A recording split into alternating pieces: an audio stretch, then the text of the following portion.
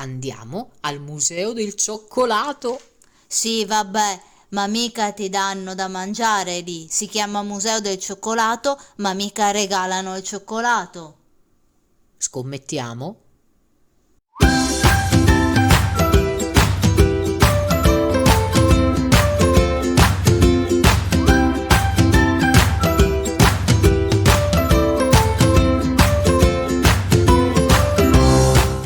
Ciao granellini, benvenuti in questo nuovo video. Ma dove siamo? Siamo mica a Torino, città del cioccolato? No, siamo sempre a Barcellona. Ma prima vi racconto una storia, quella di chi ha fatto la figura da cioccolataio. Com'è nata questa espressione? Perché i cioccolatai avevano una cattiva fama? Beh, cattiva fama non proprio, nel senso che il cioccolataio era intorno al 1800 sicuramente una figura molto ricca. Cioccolato pregiato, cioccolato speciale che veniva servito a corte di solito di pomeriggio, una bella tazza di cioccolato. Infatti lo scrittore Alexandre Dumas, in visita a Torino nel 1852, parlando di Torino e del cioccolato, dice: «Tra tutte le buone e belle cose di Torino, non dimenticherò mai l'eccellente bevanda al cioccolato servita in tutti i caffè». Ma quando è che si inizia ad associare una brutta figura alla figura stessa del cioccolataio? Quando in un'occasione praticamente questo cioccolataio così ricco decide di andare in giro con una carrozza trainata da 4 cavalli.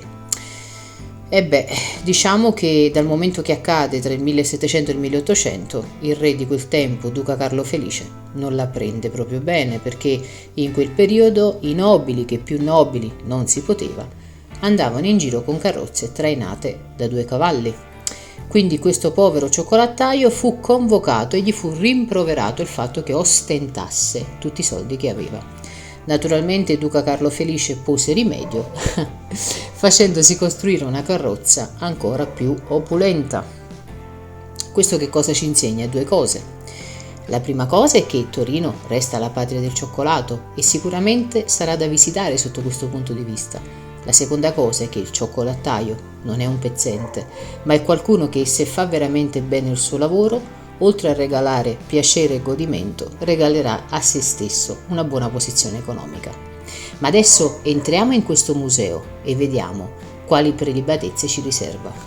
Cari granellini, il Museo del Cioccolato è un'esperienza divertente. Si trova all'interno di un antico convento che in passato fu usato anche come caserma militare. Che c'entra con il cioccolato, direte voi? Ebbene, i militari dell'epoca avevano diritto a una razione giornaliera di cioccolata. Venivano perciò chiamati cioccolateros. Bello fare il militare così, L'esperienza inizia già comprando il biglietto. Vi daranno una barretta di cioccolato per accedere al museo. Attenti però, non mangiatela prima. Cosa ti avevo detto? Finalmente si mangia! Adesso la apro! No, serve per entrare, la possiamo mangiare solo dopo aver visto il museo. Ma ho fame, ma non è che questo viaggio si sta rivelando una fregatura? Qua non si mangia mai. No, dopo andiamo. Ci stiamo riempendo d'arte, dici? Beh, comunque è una forma di sazietà. Ah, però non resisto, dopo le mangiamo, vero? Sì, dopo sì. E beh, allora, assodato che non dovete mangiare la barretta, mi raccomando, all'interno del museo trovate delle informazioni proprio sulle piante del cacao. Io l'ho sempre detto che il cioccolato non fa ingrassare, ma ti pare che una pianta faccia ingrassare? Quindi troveremo le informazioni sulle piante e sulle sue origini e su come questo elemento così speciale è arrivato in Europa. Intanto scopriremo che fin dall'inizio è stato apprezzato dai nobili, come vi dicevo prima. Prima come cioccolato in tazza e poi come elemento solido per la merenda dei bambini. Troviamo un'ampia sezione del museo dedicata ad opere d'arte realizzate dai migliori pasticceri proprio con la cioccolata. Ci sono riproduzioni di sculture importanti. Oh, guardate, addirittura la Pietà. Ci si imbatte in riproduzioni di razzi in partenza per lo spazio. O ci si ritrova davanti a personaggi dei cartoni animati. I Puffi, Alcuni sono di grandi dimensioni, altri più piccoli, ma comunque carini. Alcuni ritraggono elementi tipici della cultura spagnola, come i mulini a vento di Don Chisciotte. Altri invece sono più esotici, come ad esempio questo gorilla bianco.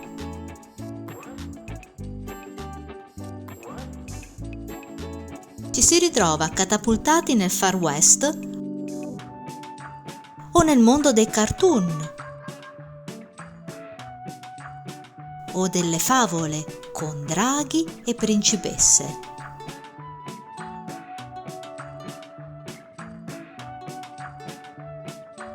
Un'altra sezione è dedicata a una vasta gamma di attrezzi per la raccolta e la lavorazione del cacao nelle varie epoche.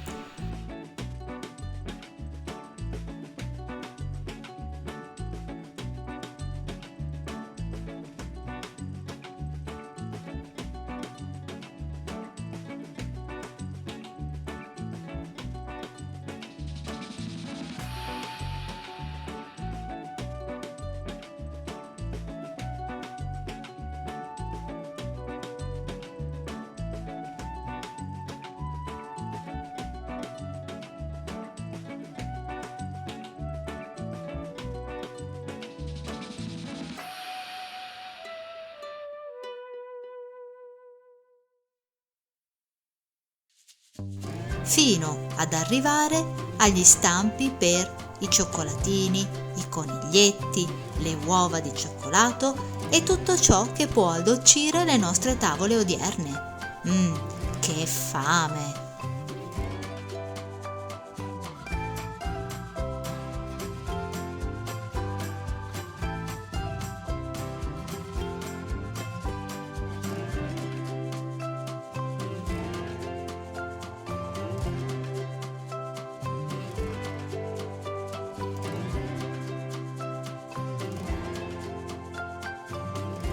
Cari granellini, questo video è un po' più breve rispetto agli altri, ma volevamo condensare in un'unica tavoletta di pregiato cioccolato tutte le cose belle che abbiamo visto, almeno da un punto di vista simbolico.